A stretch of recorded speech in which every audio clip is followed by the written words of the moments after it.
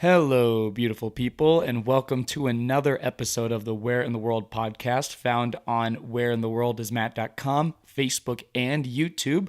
I'm Matt, and thank you so much once again for sitting down, taking time out of your day to kind of listen to me, the things going on in my life, things going on with Peace Corps, everything. So I'm just super grateful for you guys taking the time to actually listen to these and send some feedback. And I'm glad to see that a lot of you are enjoying it who are listening. So this week, I wanted to let you all know that it's actually going to be a pretty short episode in comparison to some of my other ones. But I'm really excited for this episode because I have officially been in Armenia for over a year now. It's kind of hard to believe that I've been here for that long now. But coming up in another month on June 1st, I would have been at my permanent site where I work for the 2 years during the Peace Corps for an entire year. So I'm over halfway done with my time here in Armenia, and it's kind of hard to believe, but super excited about it. And I'm really excited because today we're going to be talking about just the things that have happened during my first year in Armenia. I'm going to give you guys kind of the full rundown from the time that I arrived all the way up until now. So I'm really excited to share that for some of you who maybe aren't as well informed on the things that I've been doing. If you haven't been able to quite as closely keep up with me or the podcast and stuff, this is going to be awesome for you guys because you're going to get a really clear idea of, everything that's just gone on in my life in the last year. So I'm excited to share that with you guys. And of course, we have a theme. Every episode has a theme to it, so I want to continue that trend. So this time, because I've officially been here for a year and I'm coming up on a full year of service as a Peace Corps volunteer, I want the theme to be focused on long-term travel. And what I mean by that is we're going to talk about if you've either worked abroad or if you've lived abroad or if you've done really extensive amounts of time traveling just in general. I want to hear about that. So my question for you all today, based on this theme of long-term travel, is what's the longest time that you've spent traveling abroad or just in general, like in the United States? If you made a really cool road trip somewhere, what was the longest that you spent doing something like that? And what was the purpose of your travels? Was it for work? Was it for leisure? Was it to visit family and friends? I want to hear all about it. So I'm really excited again to get talking about my first year here in Armenia. So sit back, relax once again, maybe grab a cup of tea, something, take your mind off, the stuff going on in your life and just take this time during the day for yourself. Think about maybe some answers to the question that I proposed. But let's jump into it. This is the Where in the World podcast. So thank you so much once again.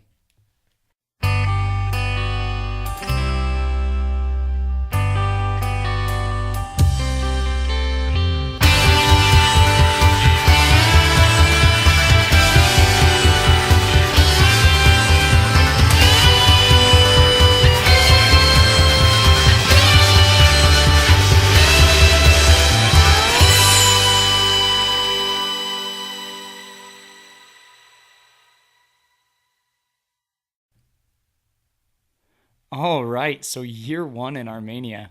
I mean, saying that out loud it doesn't even seem real because it doesn't feel like I've been here for a year.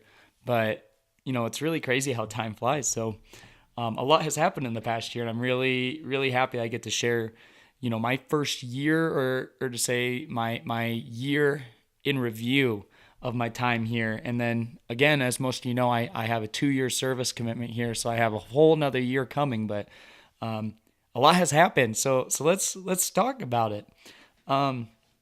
So it was the end of March, March 19th, and I flew out to Washington, D.C.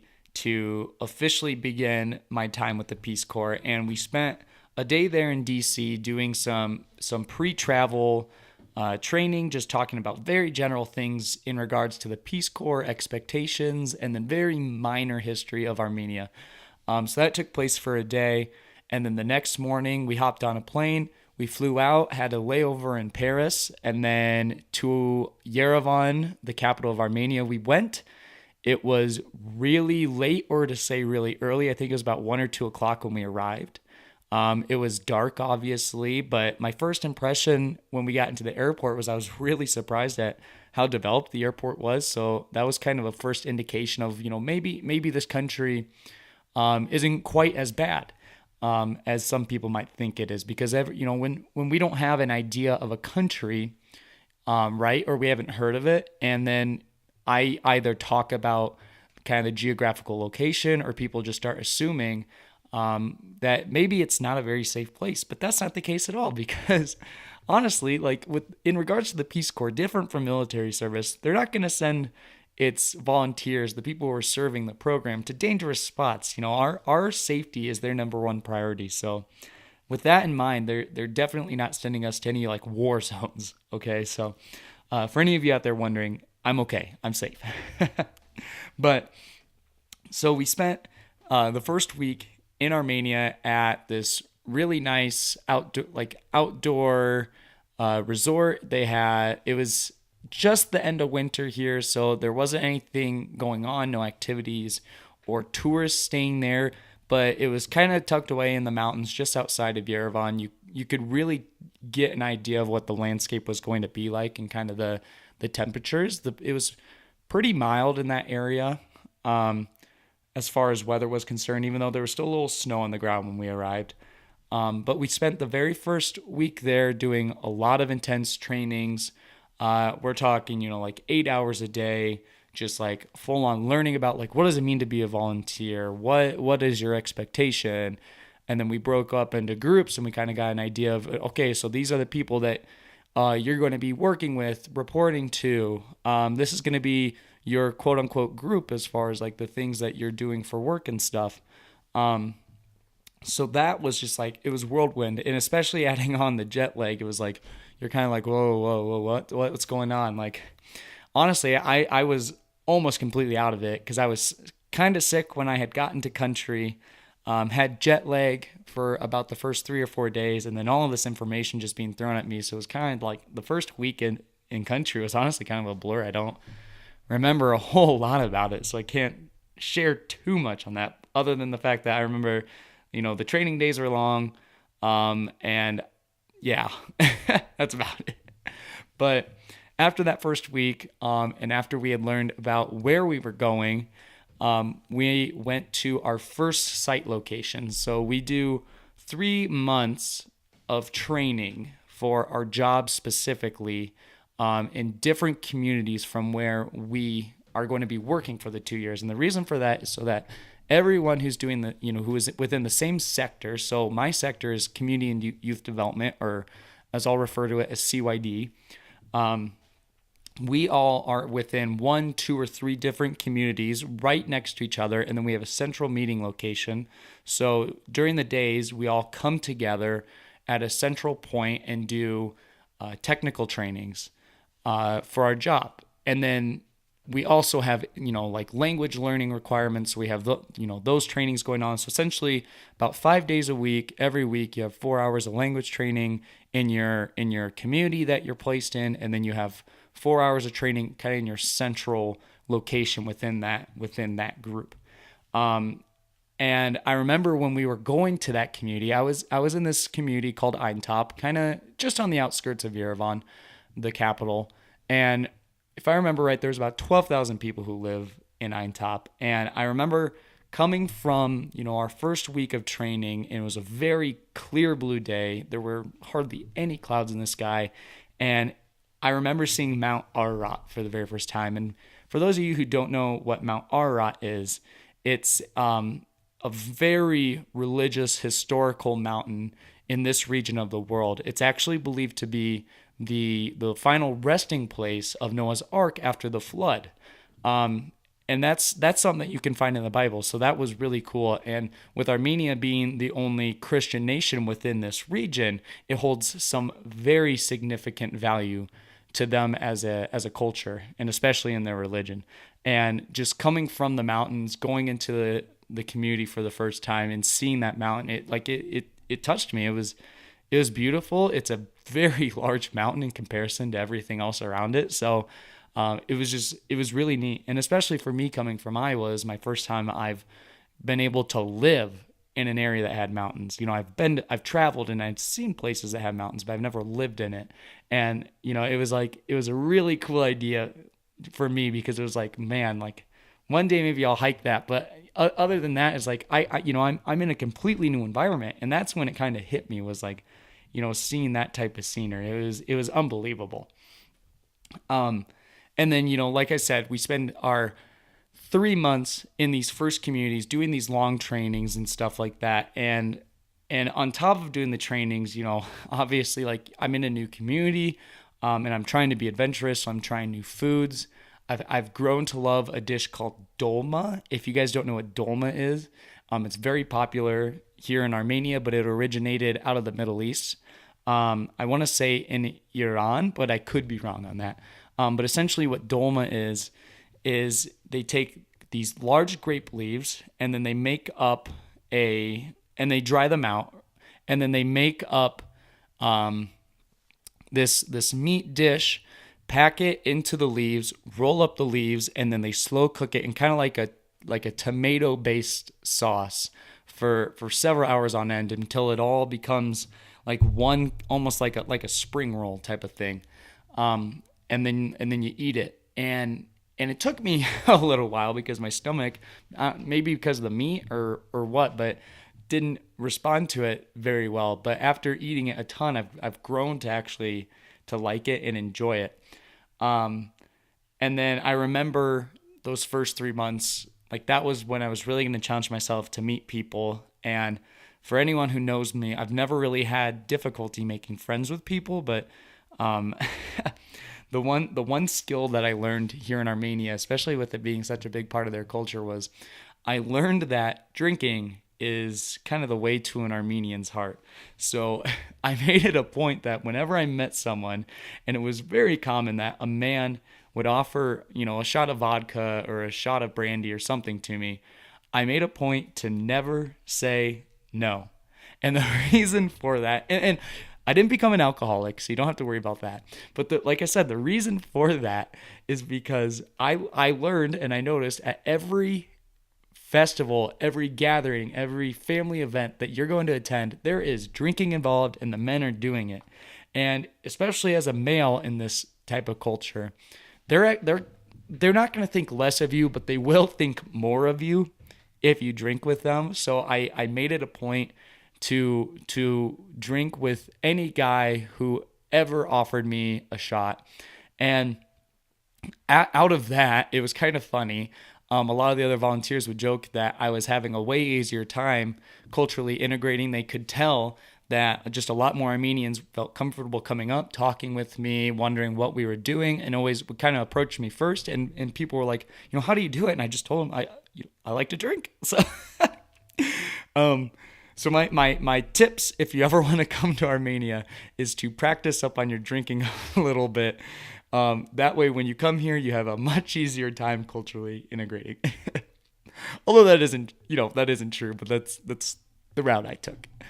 And then after those first 3 months, I came to Vardanik, and Vardanik is the community where I am spending my full 2 years of service working with a partnered NGO to develop different opportunities for the youth within the community. And I've already talked a lot about Vardanik in the past, so I won't talk too much about it, other than Vardanik is in the eastern part of the country, just below Lake Sevan, which is the largest lake within this region. So it's really nice because I have mountains that kind of go around the village, but not are within it. And then you have Lake Sevan just north to the village, so you always get a nice view of the water. So having mountains, a lake right next to me, totally different from where I come from in Iowa. So I was really happy about that, as far as the beauty in the landscape. So when I came to Vardanik, and they told us this, they told us this, and I tried so hard not to do it, but everyone's going to fight the same battles, and at some point you're going to realize that they tell you it for a reason. But Peace Corps tells us here that you shouldn't try to work your first 3 months at site because, one, no one knows you, and two, it's summer, so probably no one wants to do anything. And I didn't want to believe it because anyone who knows me, again, I really like to stay active, always doing something. Otherwise, I honestly just become bored and I don't know what to do to fill my time. And I just like to stay busy. So I wanted to integrate programs and stuff. And I was talking to my counterpart and I was like, hey, let's do this, let's do that. He'd be like, oh, yeah, okay. And then it just get brushed to the side. And eventually I made it through the first 3 months and I hadn't implemented one thing in my community and it was frustrating me. But when I started to implement projects and programs, they were a hit. They were an absolute hit because so many people were coming out. And the reason for that is because during those first 3 months, I was always out and about in the community. So during those months, during the months of June, July, and August last year, when I came to Vardanic, I did pretty much 4 things. I went to a ton of barbecues, or in Armenian, they're called khorovats. But I went to a ton of barbecues with people I didn't know, families, whatever. They were always inviting me because I was the token American who was new to the community. At these barbecues, I was always dancing, which was great for me because I love to dance. People know that. So it was a really easy and freeing way for me to let people kind of see a little bit of me and get to know me a little bit through my dancing. But also my host sister here in Vardanic, she is a part of the dance school and takes classes there on the weekends. So every weekend I'd always go get to meet those kids because I knew eventually I wanted to, start working with some of them. So I would go to their dance lessons every weekend. I would go out and play soccer at the small field outside of one of our schools with a bunch of the boys.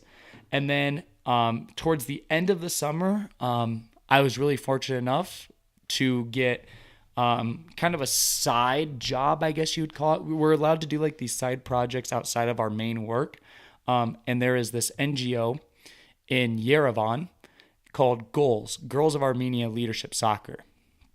And they do project implementation for girls around the country, doing like youth leadership opportunities, girls only soccer leagues, a wide variety of stuff. And I was really lucky that they took an interest in me and asked me to come in and help out at a different camp outside of my community, and then eventually becoming kind of a part of their team as a Peace Corps liaison.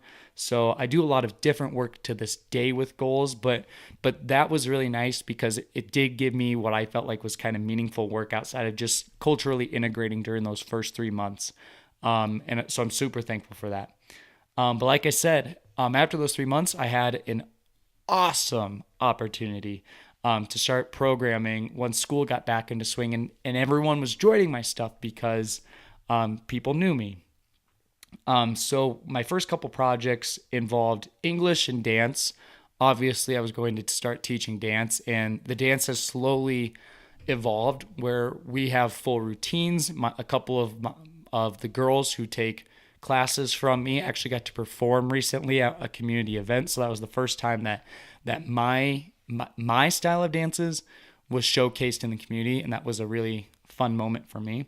But I have to say, probably out of all of the projects that I implemented the first couple months, at the very end of October is obviously Halloween, and we celebrate that back home, but that isn't something that is celebrated here in Armenia because of its kind of demonic history.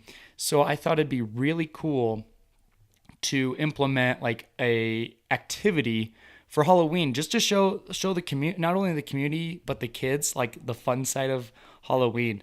So what I ended up doing for this Halloween festival is I told all the kids that I knew that I had met that like, hey, we're going to be doing this on Halloween.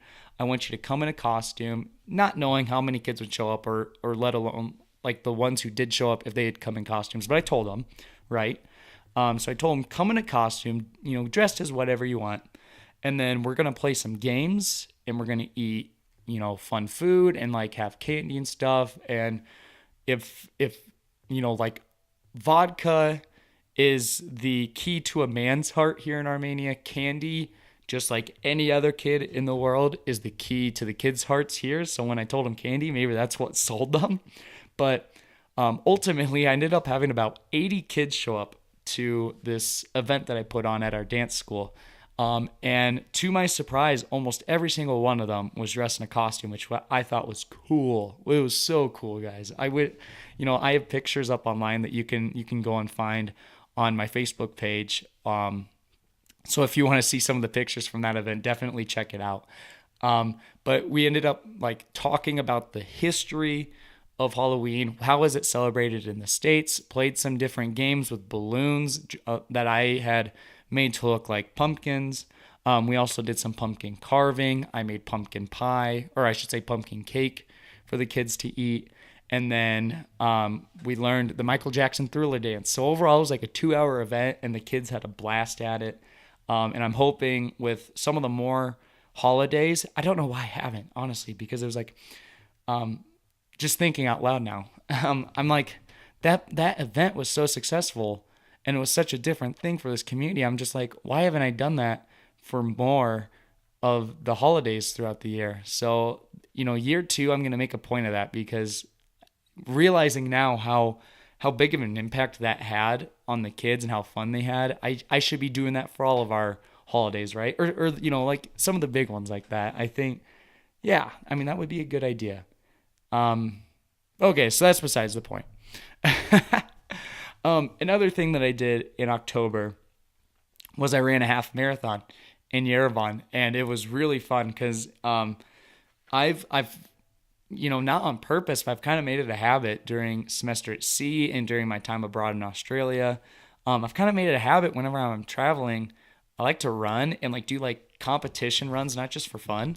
And this Yerevan half marathon it was my 4th one that I've ever done. And it ended up being my 2nd fastest, which I thought was pretty good because it was probably one of the ones that I've had the least amount of training for. But because the training that I've done was at such a high elevation, I think that had a big help in my time. So I ended up finishing 2nd in my age group overall for the half marathon, and finishing like 13th overall in the entire competition. My time was like an hour and 30. I'm going to talk kilometers because I've honestly, since I've been here, I've kind of been converted off of miles. But I kept my running time below 4 minutes and 30 seconds per kilometer, which was what I wanted. So that was, I hit almost pretty much every single goal I could have imagined for that race. So that, for just on a personal level, that was a lot of fun. So like October has honestly probably been one of my high months because I got to do the half marathon, and then I did the Halloween like party festival thing in my community. So like those were 2 like smashing hits that everyone loved. So yeah, October was a high for me. Totally was a high. And then, as a lot of you know, kind of fast forwarding, Christmas, New Year's, I made it home.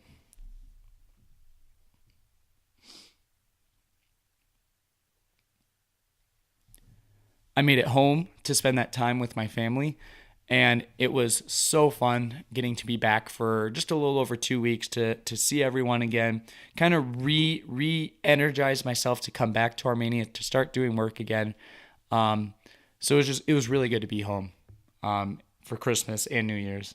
And then when I came back from Christmas, that is when I started to really finalize some of the stuff on the ongoing projects that I'm doing now. So right after Christmas and New Year's, I started really working on this grant for a dance school. And a lot of you have been very well informed on what's been going on with my dance school, just based on previous episodes. So kind of, again, quick update on that. I wrote this grant, and we ended up getting all of the funding that we were hoping for. And to date, the things that we've done through this grant is we have bought a brand new speaker system for the kids for their music for practices. We have a brand new, very, very large costume storage unit that's going to be able to hold everything that they have, and then more for future costumes.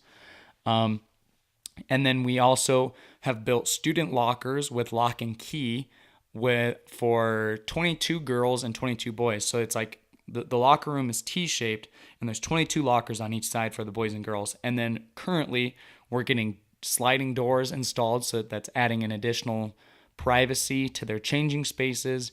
And what's awesome is all of this has been done by local carpenters. So we've been able to really share that money and funding with the community, which was so key to the project that we're doing.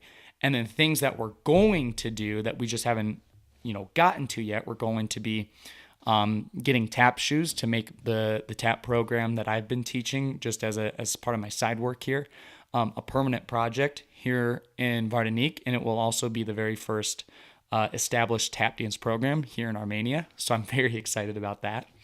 And then we are going to be laying down new carpet in one of the dance studios, and then establishing a brand new dance studio just beside it for the tap program. So we're bringing in full-length mirror walls for the girls. We're going to be moving the old stereo system into that room. So they're going to have 2 full-size dance spaces, curtains all along the windows for additional privacy, the new locker rooms with additional privacy. Like it's a lot. It is a lot. And I'm so happy for the kids, because those are the type of projects that I'm passionate about, where it's like, I don't have right now a big hand in the stuff that's going on with implementing it, but it's just neat to know that this project is going to have a very lasting effect well beyond my time here in Armenia. So that was super key for me, is to give this community something that they would be able to have for a long time. And it wasn't going to need me to be successful. So, I'd say we've accomplished that. And that will be wrapping up sometime in July. I don't have an official date yet, just based on the way that the work moves along. It's kind of hit and miss. So, I'll definitely be keeping you guys updated on when that project starts to come to an end. And then right now, like, what am I doing now? So, like, what have we talked about? We've talked about, like, my arrival, pre-service training in Eintop, coming to Vardanik for the very first time, and then October with my running, and with Halloween, and then going home for Christmas, coming back, working on the dance school stuff, and now right now, what am I doing? What am I doing in Armenia? So, rounding out first year service, I was picked as the Central Region Coordinator for the Border to Border program, which is a Peace Corps sponsored camp that we do every June. And the purpose of the camp is for our team, which is consisted of both Armenians and Peace Corps volunteers, is we walk for 3 weeks on 3 different routes across the country, or around the country in my case, because mine kind of makes like this big C shape. But we walk for 3 weeks throughout the month of June, stopping in a lot of different communities and doing these one-day trainings for those communities' youth. And this year, our topic that we're going to be training kids on and teaching them about is the environment. Here in Armenia, they're really pushing for agricultural tourism, and they're trying to be more environmentally aware, but there's so much pollution, as is anywhere, but there's a lot of plastic pollution that takes place here. So we're going to be going around talking to kids about what are some ways that you can reuse some of that waste, and then implement projects on their own to help their communities to be a bit more environmentally aware. So we're going to be walking a duration of 3 weeks, 200 kilometers during that time, and then teaching in 11 different communities along the way. So it's going to be a really exciting program because of the duration. And it's starting when my June podcast should be getting released. I'm actually going to be pre-recording the June podcast. That way that you guys don't get to miss out on any content. And then after Border to Border has concluded, I'm really excited because I've gotten a brand new, super big, like 256 gigabyte SD card that's on its way to Armenia now for my GoPro. And I'm going to be filming the entire event of Border to Border, and I hope to make kind of a mini movie series on YouTube for all of you to watch. So when I get back from Border to Border, when we have the opportunity to talk about my experience doing that program, I'm really hoping soon after you all will get the chance to actually see what Border to Border was all about. So I'm really excited to be filming all of that and to share it with you guys. And then at the end of the summer, once Border to Border is done and I've had some time to kind of debrief from all of that, I'm going to head down south to some new communities that I've never been to, take part in a couple of different English trainings for those communities and their youth, which I'm really excited about. I'm actually going to be teaching dance in some of them and incorporating just different like words within dance in English. So that's cool, right? I'd have to say the thing that I love most about my time here in Armenia, especially, working for the Peace Corps, that I've really been able to make the things in my life that are passions and that I'm really, excited to do and talk about. I've been able to make that stuff my work. And unfortunately, for a lot of people who are doing that 9-to-5 grind, they don't get the opportunity to always make the things that they're super passionate about their work, just for, a number of reasons. And I'm not here to bash on anyone for that, because you have to do what you have to do, right, to make it. But I'm very thankful that especially for that first year, like I've been able to truly make the things that have some significant meaning in my life. It's been my work. So it's definitely kept my morale very high during my time here. And so with that being said, that was a very quick run through of just like my first year here in Armenia. And again, if you guys have like further questions or want to know more details about something in particular, again, feel free to hit me up, like shoot me an email to whereintheworldismatt@hotmail.com or to my Facebook page. Like, love to talk with you guys and to hear more about it. But I have come up with kind of 5 things that I've personally seen in myself during this first year in Armenia. So I'm going to break that down and talk about those 5 things that I kind of think that I've been able to really improve on in my life, courtesy of being, here in Armenia, working, living abroad. So let's kick it off. So the first thing that I've learned during my time here is learning a new language is hard.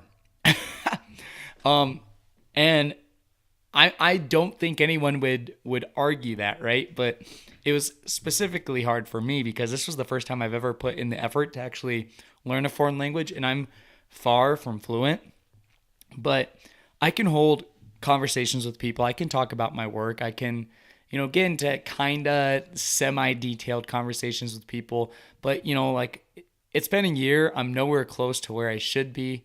And it's just like, it's helped me learn that like learning a language is truly a skill that I kind of envy some people who are able to do it a little bit easier. Makes me wish I would have put a little bit more effort into learning a language before this experience. But, the fact that like I'm doing it and it is a big part of the stuff that I'm doing here. It's had a fun effect on my service thus far. So number 1, learning a language is hard. Number 2, traveling abroad and working abroad are 2 very, very, very, very different things. I have traveled abroad extensively. I have studied abroad extensively. I've never worked abroad. And I have realized that there is a big difference between working abroad, because when you work abroad, you have to be culturally integrated and understand what's taking place within the country, opposed to traveling abroad where you get to just kind of experience it and you get to appreciate the natural beauty and the people of the country. And honestly, after time, it kind of becomes normal, and the things that you thought were so cool when you first got there are just kind of like, after a while. So, traveling and working abroad, number 2, very differently. Number 3, taking the time to learn more about myself has been huge. I have had a lot of free time, and that is because of just how, my life and my schedule is kind of working out during my time here in Armenia. And I've learned so much about myself, but I think even bigger than that is like I've actually learned who my true friends are back home in the States, because it's easy when I'm gone for, a short while doing study abroad and stuff. It's like it's easy to keep in touch with people, but now I'm gone for 2 years without seeing a lot of them during that entire time. And it really shows me, like, the people who are making an effort to keep in contact with me while I'm here, it's kind of giving me an idea of who my true friends are, and then also has given me the opportunity with all that free time, like, what do I want to do after this, and like what's kind of the path that I'm wanting to take in life. So number 3 was just learning more about myself. Number 4, I've picked up a lot of new skills since I've been here. So aside from doing the work that I'm supposed to be doing while I'm here, I've learned a lot of side skills. I've written a grant for the first time and had it approved, so that was super exciting. I've conducted professional trainings with our new volunteers and with locals. And I've done similar stuff like that in a university setting, but never official, like, I'm going to teach you about this skill. So that was really cool, being in that facilitative kind of position. And then, like, smaller things, I've learned how to, like, repair sew. So like whenever I get like holes in my clothes, or like, hemmings come undone or something like that, I'm able to repair it without just throwing it away. So that's saved me a number of times of like maintaining the things that I brought here, so I don't have to buy anything new. And then computer editing.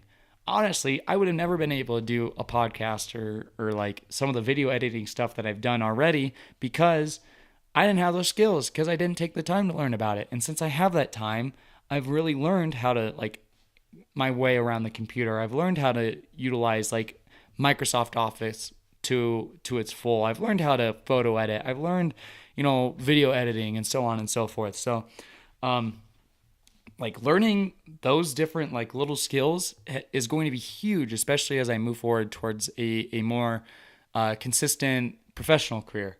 And then number 5, I just learned how much I love my life, guys. And maybe that's easy for me to say, but I was watching a video the other day, and it really clicked to me. And this guy was talking about how he thinks it's so sad that these people think that they have to work and slave their entire lives so that at the very end of it, they can have a little bit of freedom, right? And at the end of our lives, health is always going to be a factor, and we don't actually know how long that time is going to be. It could be a year, it could be more, it could be less, but I agree with them. It's such a shame that we just like believe in these societal norms, and that we should be buckling down and just doing the same job for 40 years. That way we can have a little bit of freedom at the end of our lives.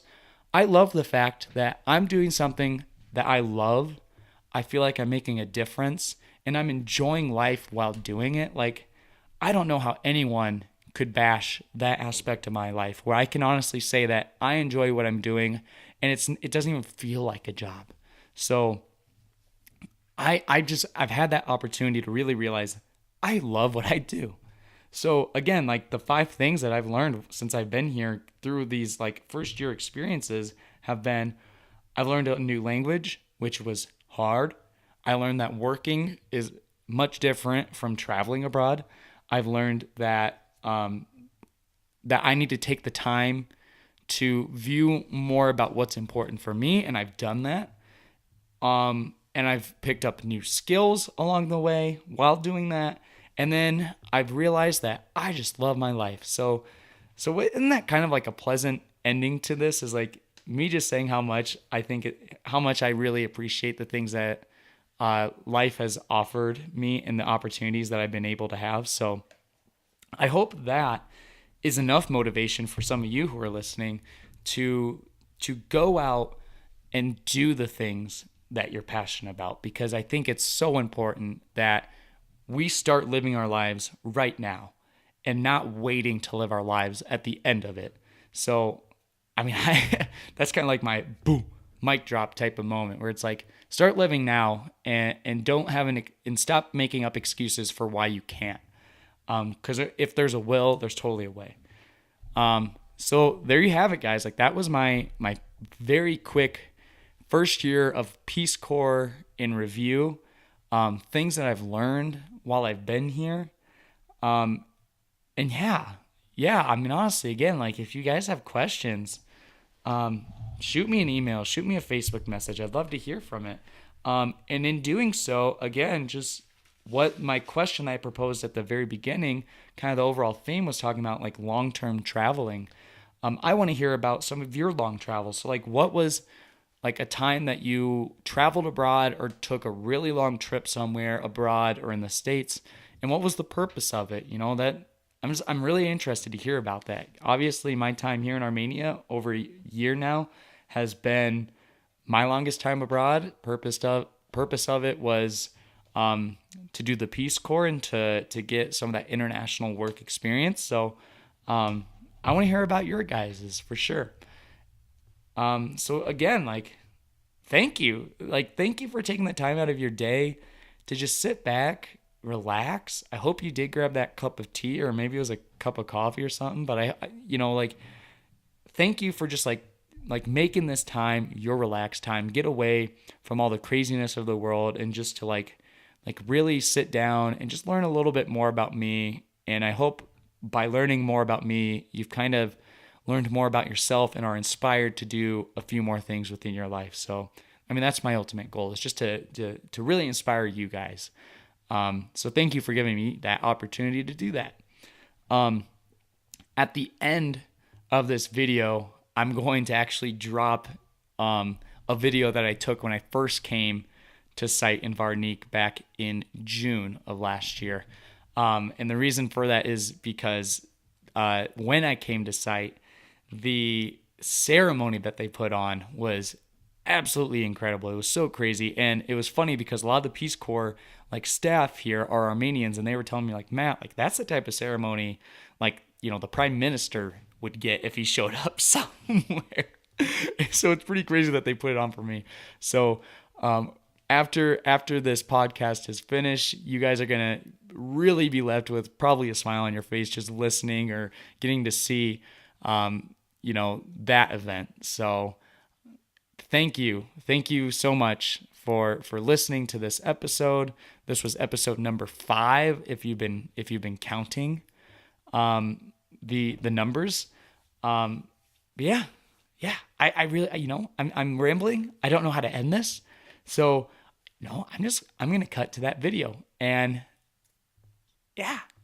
okay. I'm going. Bye. I'll see you guys again in June. So bye.